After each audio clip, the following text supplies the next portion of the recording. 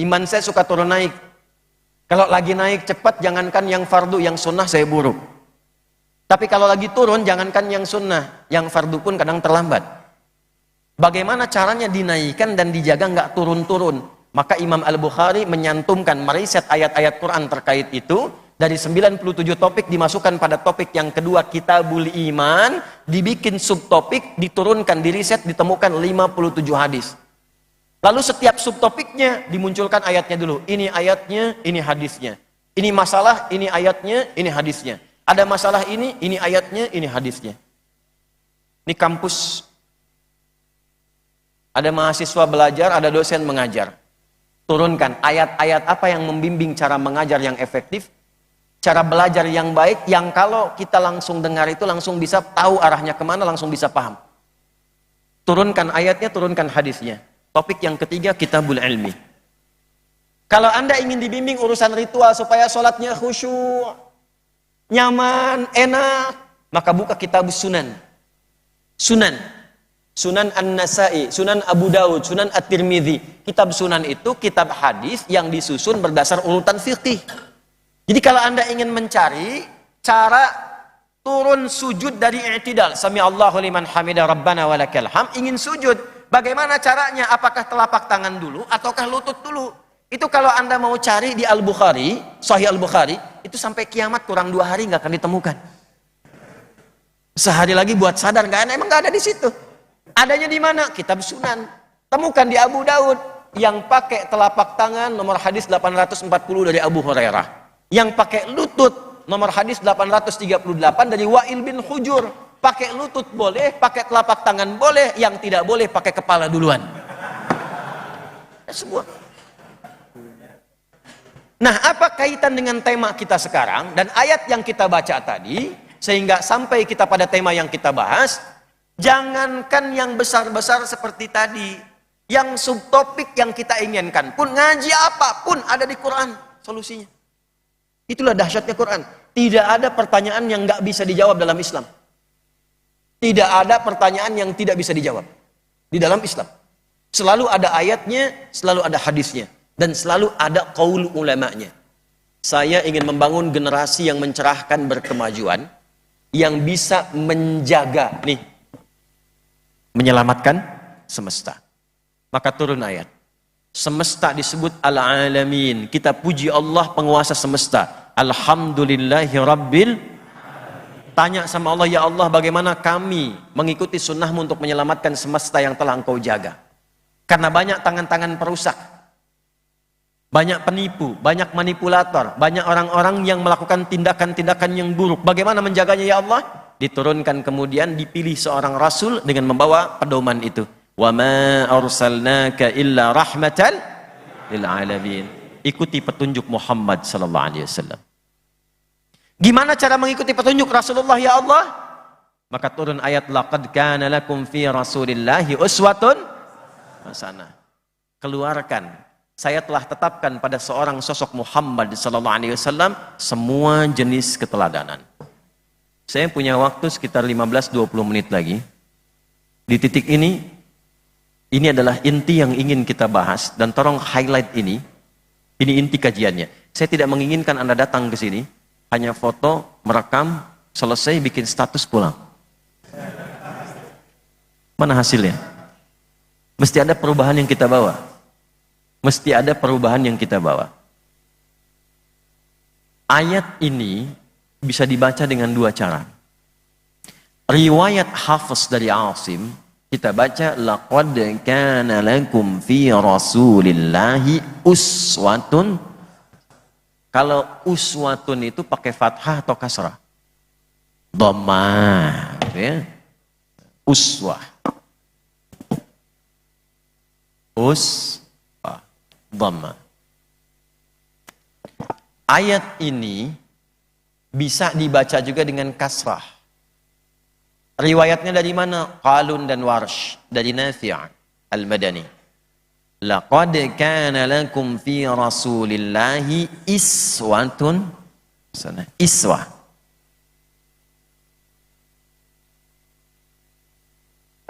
Dalam ilmu bahasa di fiqh lughah, Kalau nanti Anda mengambil spesialisasi jurusan bahasa Arab, ternyata semua kata itu, bahkan harakatnya, khususnya dalam Al-Quran, itu ada maknanya. Ada artinya. Kalau Anda ingin menunjukkan sesuatu yang terbuka untuk diambil inspirasi dan hikmahnya, maka gunakan fathah di situ. Kenapa fi'il madhi itu masa lalu harakatnya fathah? Fi'il madhi, kata kerja masa lampau fathah. Karena tujuannya masa lalu itu bukan sekedar untuk dikenang. Tapi masa lalu itu kata Al-Quran untuk dipelajari. Kalau pernah salah koreksi, kalau bagus teruskan belajar dari masa lalu. Itulah sebabnya kenapa fathah. Contoh, praktekkan di ayat. Quran surah ke-21 Al-Anbiya di ayat 83. Wa ayyuba idznada rabbahu anni massaniyadhurru wa anta arhamur rahimin. Kenapa pakai fathah? Cara menerjemahkannya pakai kaidah tadi. Kata Allah, saya buka kisah Ayub di masa lalu untuk menjadi inspirasi bagi Anda yang merasa sakit sekarang. Pernah nggak sakit sesakit Ayub? Pernah nggak mengalami sakit seperti Ayub? Kalau tidak pernah, atau bahkan merasa mendekati itu, amalkanlah amalan seperti Ayub. Maka seperti saya menyembuhkan Ayub, dengan mudah saya menyembuhkan penyakitmu. Ditemukan di mana itu janjinya? Di ayat ke-84-nya fastajabna lahu sampai ujung ayatnya wa dzikra lil abidin. Kalau ada orang yang sakit mengamalkan amalannya Ayub, aku akan mudah sembuhkan ia seperti aku sembuhkan Ayub. Kalau harakatnya itu kasrah dari kata kasra zujaz, kasra contoh, pecah. Ya, pecah. Kalau pecah itu jadi kecil atau besar? Kalau pecah itu turunnya ke bawah atau ke atas? Rendah atau tinggi? Maka semua harokat kasrah menunjukkan sesuatu yang kecil, lembut, rendah. Kecil, lembut. Perempuan kenapa selalu menggunakan kasrah umumnya? Anta, laki-laki. Anti, perempuan. Jazakallah khair, laki-laki. Jazakillah khair, perempuan. Kenapa perempuan menggunakan harokat kasrah? Untuk menunjukkan perempuan itu punya karakter yang lembut dan halus. Lembut dan halus. Antum etikaf di sini malam-malam jam 3 keluar di pohon situ tuh ada suara. Ya. Anda nggak usah lari, tunjuk aja kasroh ya.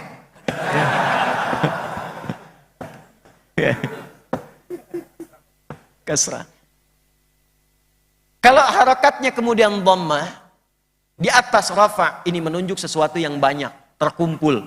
Makanya suaranya banyak terkumpul, tinggi. Kalau tidak ada fathah, nggak ada kasrah, nggak ada dhamma, hilang, mati. Harakatnya apa? Sukun. Sukun itu artinya tenang. Dibacanya mati. Spiritnya apa? Walaupun kita menghadapi kematian, usahakan wafat dalam keadaan yang tenang. Harakatnya bulat. Itu makanya fitrah manusia kalau membuat ilustrasi pada yang meninggal itu di atasnya dikasih bulat-bulatan tuh. Ya, Susuke Watanabe dulu pernah bikin komik Dragon Ball 96 tuh. Saya nggak pernah nonton yang begituan, cuman saya seneng baca. Itu kalau dia Kamehameha, ya. Son Goku itu Kamehameha ke Piccolo tuh, ya. Kemudian mati itu lawannya, itu di atasnya dikasih bulatan sukun. Ya, mati dengan tenang gitu kan. Nah, kita punya ayatnya, ya ayat Tuhan nafsul. Gitu. Memang kadang-kadang agak unik senyum. Tapi di situ ada pelajaran yang dalam kepada kita. Apa yang kita siapkan? Nah, yang mau saya katakan, laqad kana lakum fi Rasulillahi bisa uswatun, bisa iswatun. Kenapa iswah? Allah ingin memberikan pesan, Nabi itu jangankan yang tinggi-tingginya, jalannya saja jadi teladan. Senyumnya jadi teladan. Menyapanya jadi teladan.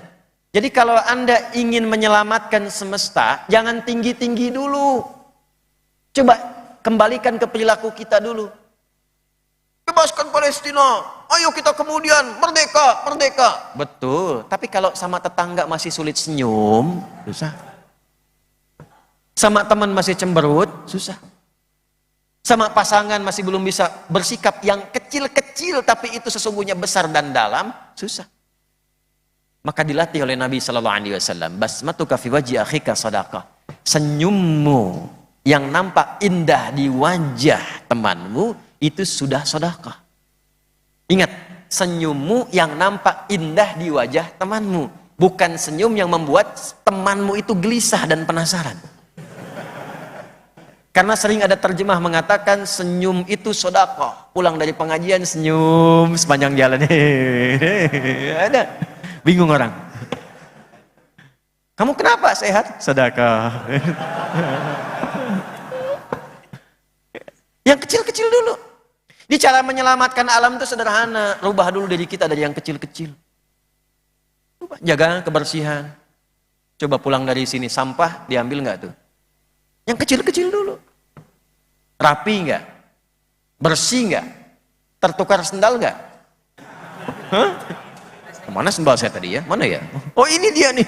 Lupa saya, astagfirullah. Dipakai dia, padahal dia datang ke sini nggak pakai sendal. Ya udah. Yang kecil-kecil dulu. Ini cara menyelamatkan semesta mulai dari tubuh kita nih. Nih, apa fungsinya mata? Tuh, sudah salah kan? Mata itu untuk manusia fungsinya bukan melihat. Kalau melihat itu fungsi umum bagi semua makhluk. Ayam melihat. Kambing melihat. Ayam begitu mau disembelih lari kan? Karena lihat.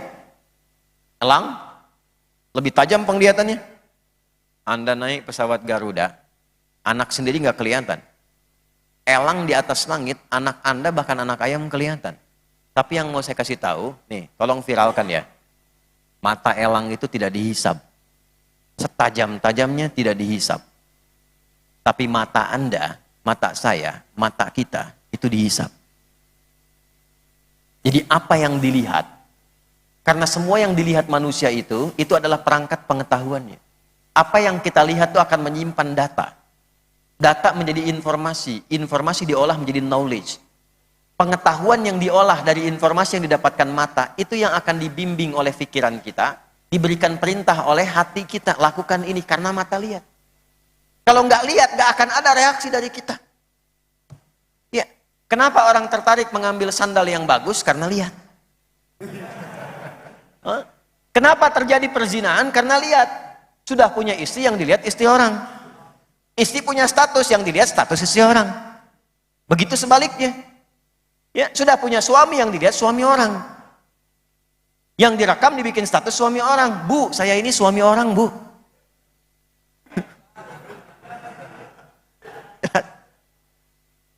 Jelas. Dan itu akan dihisap. Karena itu, nih menyelamatkan semesta nggak usah jauh-jauh dulu, jaga pandangan. Turun Quran surah ke-24 surah Cahaya.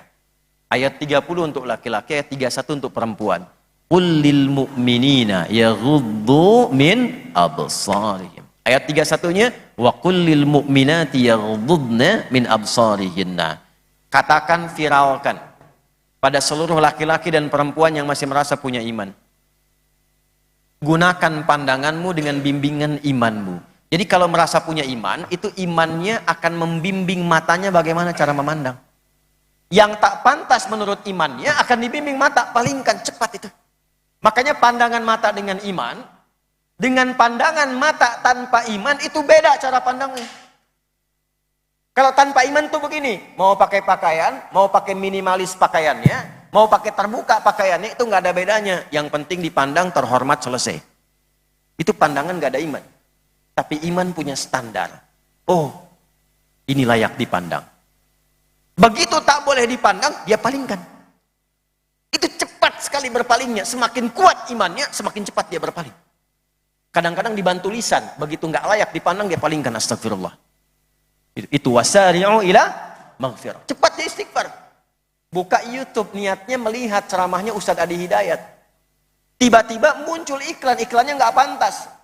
Maaf ya, kalau Anda buka YouTube, lihat channel saya, ada iklan nggak bagus, itu bukan salah channelnya. Karena algoritma YouTube itu membaca kebiasaan Anda. Itu berarti Anda suka klik yang aneh-aneh sebelumnya. Itu sering ada, Ustadz, mengapa channel Ustadz yang dakwahnya ini kok ada iklan begituan? Itu ente yang sebelumnya buka-buka channel yang nggak karuan. Ya, algoritmanya membaca itu, ditampilkanlah seperti itu. Nah, kalau imannya kuat begitu muncul, dia akan palingkan. Astagfirullah. Skip, pindah. Dan itu sepersekian detik, cepat sekali, nggak ada jedanya. Pak Rektor dengan Kepawarek nih, Ketua PWM dengan PDM. Ketua PDM Ustadz Muhammad Ridwan lihat. Begitu lihat ada iklan gak bagus nih. Langsung dipalingkan, astagfirullah. Itu cepat sekali dan gak ada jeda. Gak ada istighfar, cepat, tapi mata gak berpaling. Astagfirullahaladzim.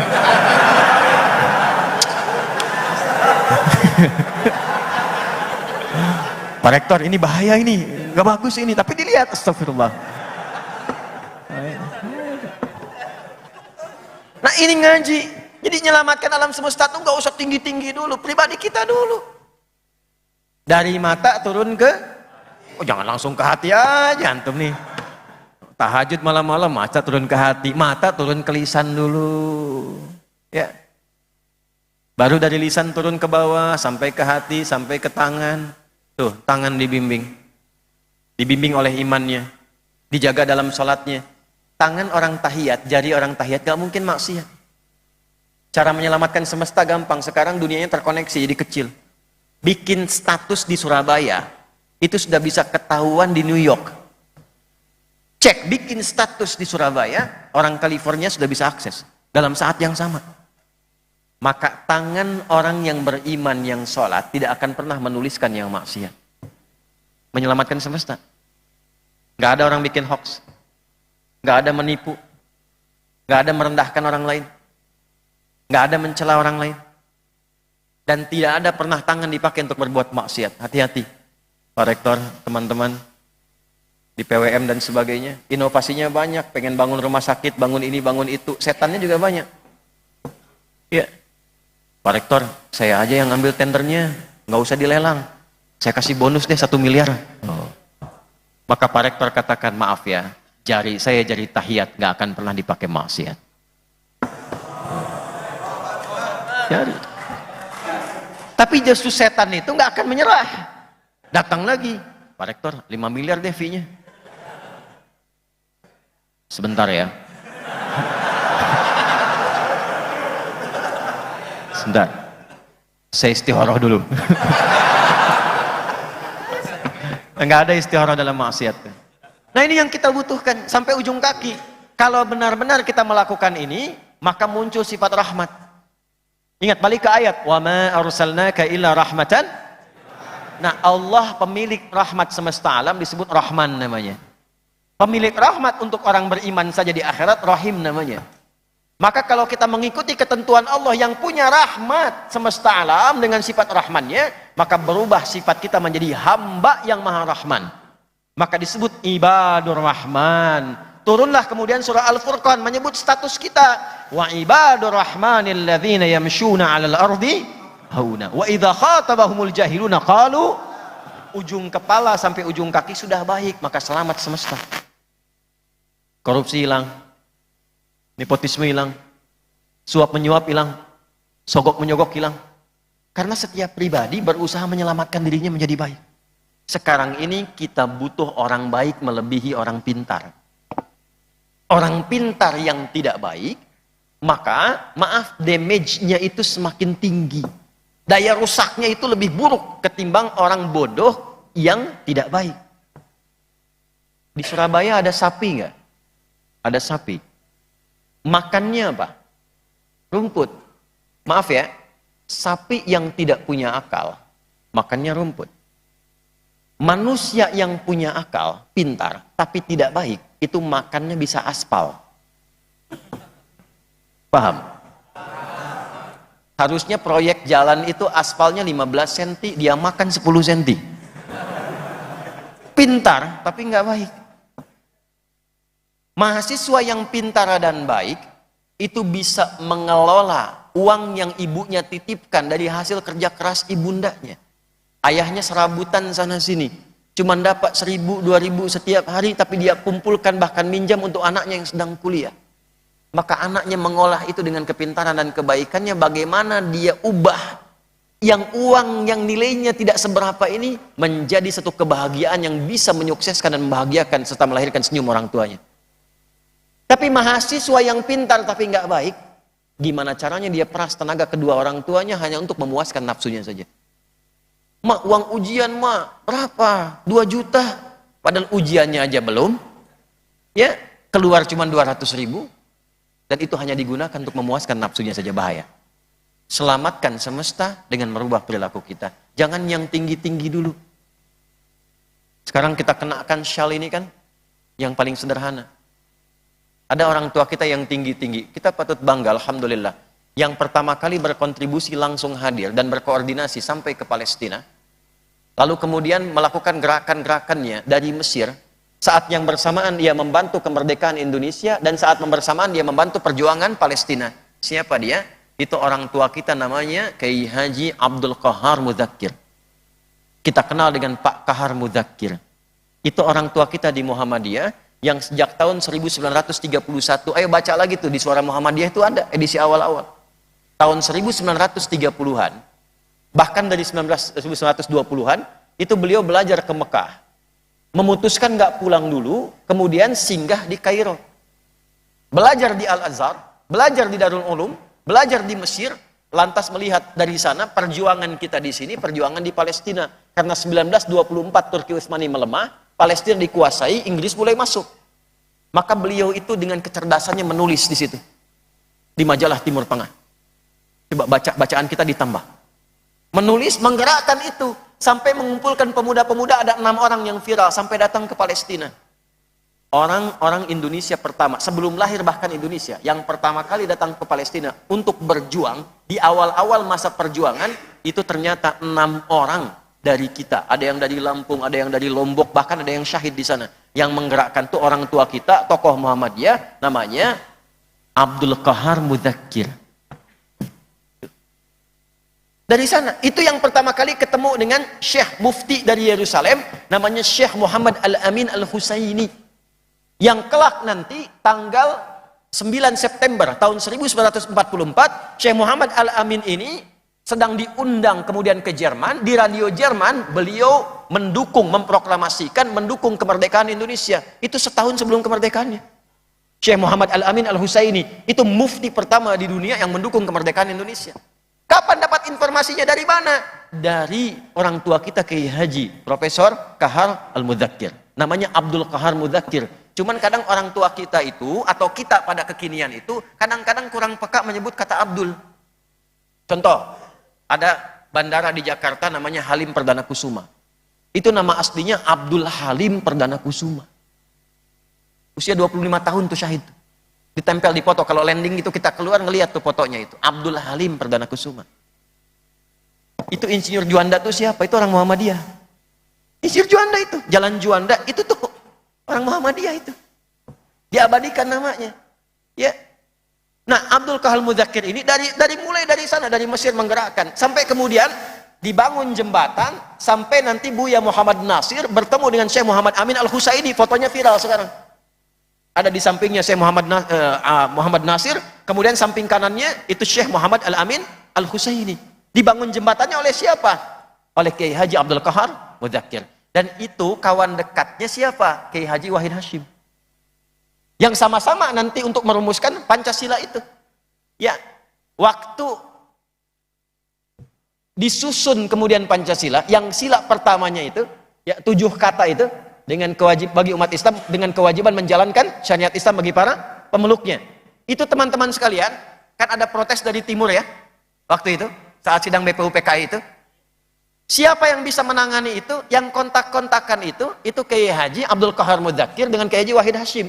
Cuman Kiai Haji Wahid Hasyim masih di perjalanan, terlambat, belum datang.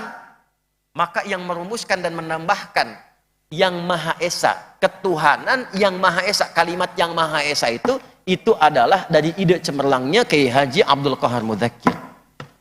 Sampai sekarang Pancasila, sila pertama ketuhanan yang Maha, kalimat yang Maha Esa itu sebagai ganti dari 7 kata yang dimintakan, dimusyawarahkan untuk dihilangkan itu. Orang tua kita sudah datang dari dulu. Jadi kita nggak perlu tinggi-tinggi seperti itu dengan keadaan yang terbatas sekarang. Yang bisa dilakukan apa? Rubah diri kita dulu. Jadi lebih baik. Bersatu, kompak. Ya, ini mohon maaf nih. Mohon maaf sebesar-besarnya. Teman-teman coba yang di PWM ini. Ya, tunjukkan kebermuhammadiyahannya yang baik, yang semangat, yang bergairah. Nggak usah malu-malu, karena bermuhammadiyah itu sudah pasti berislam, bermuhammadiyah itu sudah pasti berukhuwah. Dari dulu kita punya ukhuwah. Ya, maaf, tokoh Muhammadiyah di Jombang itu sama persis saudaraan dengan tokoh NU juga dari Tambak Beras juga. Di antara kemudian santrinya melahirkan rektor Universitas Muhammadiyah Jakarta UMJ.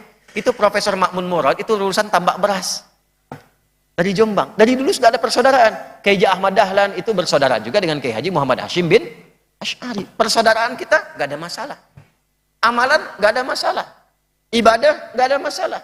Makanya perkuat basic pengetahuannya, ilmu perkuat. Jadi kita bisa mengambil pilihan yang baik. Ya, kalau misalnya saudara kita di NU, di NU kunut, alhamdulillah. Yang Muhammadiyah tidak kunut, alhamdulillah. Yang salah itu yang tidak sholat subuh. Tapi kita punya dalil. Kalau nggak kunut, ini dalilnya. Yang kunut, ini dalilnya. Kalau qadarullah yang mengimami yang kunut, ikut di belakang mengaminkan. Allahumma hdina fiman hadait. Anda jadi makmum. Amin. Tahu ilmunya, telusuri. Kenapa? Menyelamatkan semesta. Jangan sampai terjadi yang imam kunut. Allahumma hdina fiman hadait. Belakang bid'ah. Nggak bisa. Nggak boleh. Sebaliknya, yang imam yang Muhammadiyah tahu ilmu, sharing kajian. Dulu kami itu masih sharing kajian. Saya di Tripoli itu kalau ngaji, bahas kitab sama-sama, bedah masalah. Yang Muhammadiyah datang, yang NU datang, yang Persis datang, bahas semua. Setelah itu temukan titik temunya. Mungkin ada perbedaan dalam mengambil pilihan. Karena di Islam tuh begini, ada satu dalil, satu cara, nggak boleh beda. Kalau beda, itu sudah pasti bid'ah. Contoh, begitu bertakbir angkat tangan, di Abu Daud yang diucapkan cuma satu, Allahu Akbar. Sekalipun nama Allah itu banyak, sampai dengan 99 nama, tapi tetap Anda nggak boleh kreatif. Bosan saya Ustadz lah, dari kemarin, dari sejak saya balik sampai sekarang Allahu Akbar terus. Hari ini, Allahu Rahman.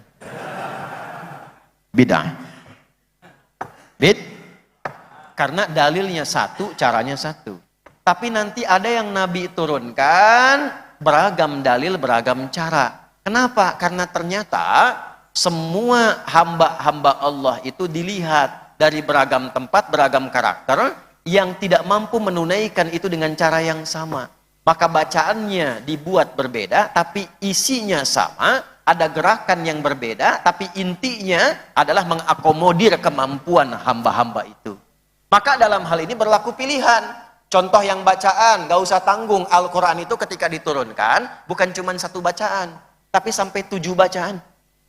Kenapa sampai 7 bacaan? Karena di Arab sendiri, ada yang tidak bisa membaca dengan satu cara. Wadduha, ada suku Arab yang gak bisa anta, inti. Kaifa halu, kaifa halik. Madrasah, madrasih. Maka turun riwayatnya. Yang waras pakai imalah. Khalad dengan khalaf dari Hamzah pakai imalah. Ketika dibacakan Hafiz dari Asim, wadduha, wal-laili idza saja. Maka turun riwayat untuk mengakomodir yang wadduha, wal-laili idza saja. Ma wadda'aka rabbuka wa ma qala. Walal-akhiratu khairul laka minal ula. Walasawfa yu'tika rabbuka fatardi. Saya baca itu Anda senyum. Saya bacakan yang riwayatnya pakai A di tempat yang itu cekikikan. Wadduha. Ketawa deh. Nah, sampai sekarang di Arab itu masih ada yang pakai itu. Ya, bahkan lajah kesehariannya pun Ya, wilayah Palestina itu kan pakai itu, Syria. Maksudnya bicara kesehariannya, dialeknya. Ya, ada yang nggak bisa sin, bisanya pakai sod. Ada yang nggak bisa sod, bisanya pakai zai. Makanya ketika kita baca ihdinas siratal mustaqim, ada 3 riwayat. Pakai sin, ihdinas siratal mustaqim. Pakai sod, ihdinas siratal mustaqim. Pakai zai, ihdinas zirat. Kenapa? Karena lisannya beda-beda. Karena di tempat dia tinggal, pengaruh topografi lingkungan dia itu mempengaruhi cara dia bertutur. Anda bilang sepeda, orang Medan bilang sepeda. Apakah bendanya berbeda? Tidak. Ini sepeda, Pak. Oh ya, sepeda. Bendanya sama. Ya, sama. Karena itu difasilitasi nih bacaannya. Guru saya pernah cerita, saat saya belajar talaqi Al-Quran, mengambil beberapa riwayat, guru saya cerita. Allah. Fulan, ya bunai anakku, ada 2 murid hafal Quran 30 juz. Cuma baru ngambil masing-masing 1 riwayat, yang 1 hafaz, yang kedua qalun. Mereka bertikai. Yang satu mengatakan, ini yang benar pakai sin, yang qalun, ihdinas siratal mustaqim. Kata yang hafaz, enggak pakai shad, ihdinas siratal mustaqim. Bertengkar keduanya, sepakat, udah kita tahkim aja, tanya pada guru kita, syekh kita. Datang, mabikuma, kenapa kalian berdua? Guru, ini begini, dia salah, harusnya pakai sin. Coba baca dulu, ikra ya bunai, baca nak. Ihdinas siratal mustaqim, hasbuk, cukup. Ananda baca, ihdinas siratal mustaqim pakai shad. Masya Allah, antum mukhtian, kalian berdua salah, yang benar pakai zai. Ihdinas siratal mustaqim. Gurunya ingin mengatakan, kalaupun baru bisa baca 1, walaupun hafal Quran, jangan gunakan ilmu itu untuk bertengkar dan merendahkan orang lain. Saling menghargai, karena boleh jadi dia mengambil pilihan yang berbeda. Bismillahirrahmanirrahim, hadisnya ada yang menghitung sampai 70. Cara bacanya ada 4. Bisa dijaharkan. Bismillahirrahmanirrahim. Alhamdulillahi rabbil alamin. Ya, jahar. Ada yang silent, kayak tadi silent tuh. Bismillahirrahmanirrahim. Maaf kalau silent, jangan tempelkan di mic. Yang tadi udah bagus betul tuh imamnya tuh. Ya, jangan ditempelkan untuk memberitahu saya silent. Bismillahirrahmanirrahim. Alhamdulillahi rabbil alamin. Itu sama saja jahar, Joni. Paham ya? Yang ketiga, langsung hamdalah, riwayat-riwayat awal. Alhamdulillahi rabbil alamin. Yang keempat, baca rakaat pertama jahar, rakaat kedua tidak dibaca sama sekali. Bismillahirrahmanirrahim. Alhamdulillahi rabbil alamin. Rakaat pertama. Kedua, Alhamdulillahi rabbil alamin. 4 cara. 70 hadis. 4-4-nya disebut dengan manhaj namanya. At-tariqul wadih. Referensi yang tersambung lurus ke Nabi semua ada. Tapi kan kita nggak mungkin ngimamin membaca 4-4-nya. Ustadz, ini Muhammadiyah Surabaya itu alirannya sunnah banget. Saya pengen baca ke-4-4-nya, nggak bisa. Gimana cara bacanya? Oh, keempatnya bisa disatukan. Bismillahirrahmanirrahim. Bismillahirrahmanirrahim. Nggak dibaca sama sekali. Pilih satu. Pilih satu. Nah, saat dipilih satu itu, Imam Syafi'i pilih jahar. Imam Malik memilih langsung hamdalah. Imam Ahmad bin Hanbal pilih tengah-tengah dengan sir. Ya. Nanti ada yang memilih bacakan pertama jahar, selanjutnya tidak. Pilih salah satu. Ketika memilih disebut ma dhahaba ilaihi Ahmad. Ma dhahaba ilaihi Syafi'i. Ma dhahaba ilaihi, apa yang cenderung nyaman dipilih. Ma dhahaba ilaihi disingkat madhab.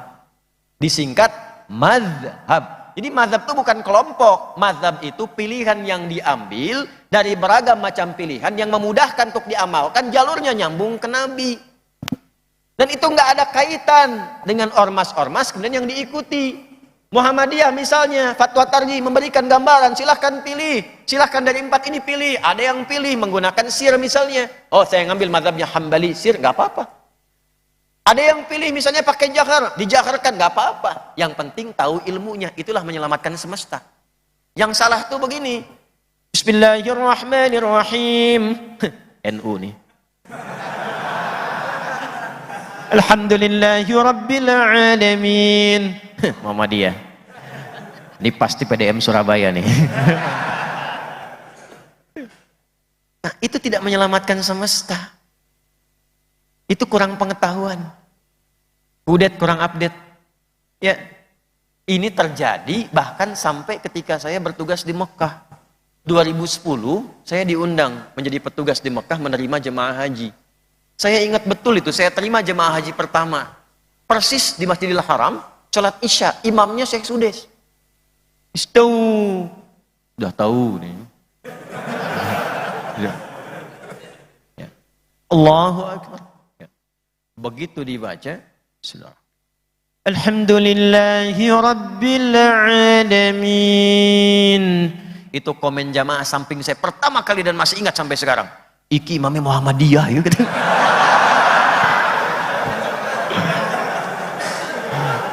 Saya beruntungnya saya belum takdir sempurna. Jadi saya juga komen Muhammadiyah cabang Masjidil Haram nih.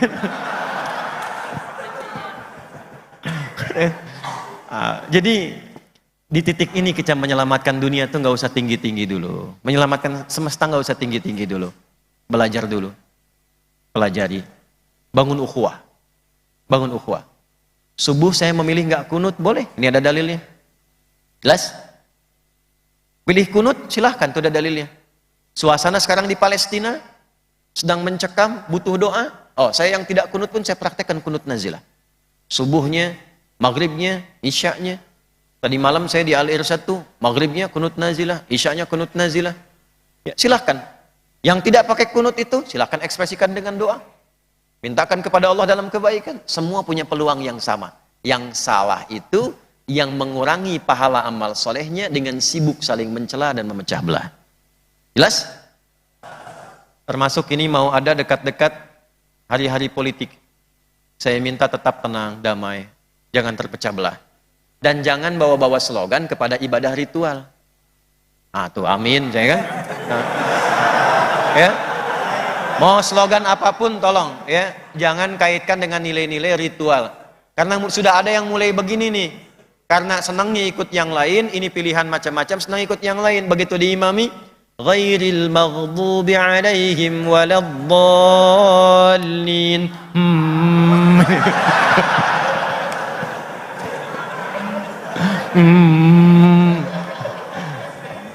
Ya. Dan saya tidak ikut politik praktis ya, tolong nggak usah dipotong-potong. Izinkan saya menjadi sang pencerah saja. Maksudnya, supaya bisa mencerahkan, memberikan masukan-masukan yang baik. Tapi jangan juga jadikan pilihan-pilihan dari setiap kita semua untuk kemudian menjadikan ukhuwah itu menjadi terpecah. Siap insya Allah? Baik, inilah kemudian yang kita simpulkan, silahkan keluarkan kurikulumnya. Ya, Universitas Muhammadiyah Surabaya, tolong bikin resolusi setelah pengajian ini. Apa visi ke depannya, Pak Rektor izin? Apa ciri khas yang menjadi alumni dari Universitas Muhammadiyah Surabaya? UMJ kemarin sudah mulai kerjasama. Jadi kami dampingi dari Quantum Akhyar Institute, dari program At-Taisir Learning Center. Kita alhamdulillah ada program untuk membuat satu kurikulum Quran. Jadi melahirkan ahli Quran dengan semua turunan. Ada kelas-kelasnya. Kita dampingkan di kampus, jadi sambil kuliah, sambil menghafal dan mempelajari ayat Quran sesuai jurusannya. Jadi ketika wisuda, itu hafal Quran 30 juz, dan sudah paham ayat Quran dan hadisnya terkait dengan jurusannya masing-masing. Itu yang sedang kita dampingkan saat ini. Kita siapkan skema-skemanya. Nah ini ke depan mau jadi apa? Antum yang wajah-wajah sekarang ini hadir, pilih passion dari yang 4 ini. Mana yang mau dipilih? Tunggangi itu sampai dengan meninggal. Bawa kebanggaan kembali pada Allah Subhanahu wa taala. Ya, siap kompak insyaallah? Ya, siap bangun ukhuwah insyaallah? Ya, alhamdulillah, dan mudah-mudahan dengan itu semua kita diberkahi oleh Allah Subhanahu wa taala. Ya. Hadirin sekalian, tiba kita di penghujung bahasan kita. Saya izin karena suasana kita sedang kita berduka dengan keadaan di Palestina, kita akan berdoa, kita antarkan doa kita untuk saudara-saudari kita juga di Palestina. Mudah-mudahan doa kita diterima oleh Allah Subhanahu wa taala. Allahumma taqabbal minna innaka antas sami'ul alim wa tub 'alaina innaka antat tawwabur rahim. Allahumma taqabbal minna ya Allah jami'a a'malina as-salihah. La tada' lana fi maqamina hadza dhanban illa ghafartah. Ya Allah, jika ada pendosa mengikuti ta'lim ini, maka mohon ampuni seluruh dosa-dosanya. Wala hamman illa farajtah, jika ada yang datang membawa kegelisahan, jangan biarkan ia pulang kecuali Engkau telah tenangkan keadaan hatinya. Wala maridan illa syafaitah, jika ada yang sakit mohon sembuhkan ya Allah. Wala asiran illa yassartah, jika ada yang mengalami kesulitan maka mohon mudahkan ya Allah. Allahumma ansur ikhwatana fi Palestin. Zid quwwatal mujahidin fiha ya rabbal alamin. Allahumma ij'al amwatahum syuhada wa ahya'u mujahidin fi sabilika ya rabbal alamin. Ya Allah, mohon berikan pertolongan sempurna pada saudara-saudari kami di Palestina. Berikan kekuatan yang sempurna pada para pejuang di Palestina. Ya Allah, sabarkan keluarga mereka ya arhamar rahimin. Jadikan yang wafat di antara mereka sebagai syuhada. Jadikan yang hidup sebagai pejuang di jalan-Mu ya rabbal alamin. Alhiqna ma'ahum alladzina an'amta 'alaihim minan nabiyyin was-siddiqin wasyuhada'i was-salihin wa hasuna ulaika rafiqa. Allahumma rzuqna ni'matas salat fi Masjidil Aqsa ya rabbal alamin. Ya Allah, mohon berikan kami kesempatan sebelum wafat untuk bisa membebaskan dan menunaikan salat di Masjidil Aqsa ya rabbal alamin. dan percikan kebaikan-kebaikan kepada kami dari orang-orang yang berjuang, serta sertakan kami dalam kebaikan dari orang-orang yang dekat denganmu, dari golongan para nabi, para syuhada, orang-orang saleh, orang siddiqin.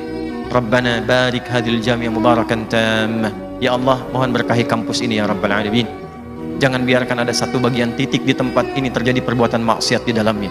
Allahumma barik muassisihi wa mu'tamirihi ya Rabbal Alamin. Ya Allah, mohon berkahi para pendiri kampus ini, orang-orang yang berjuang yang telah meninggalkan kami.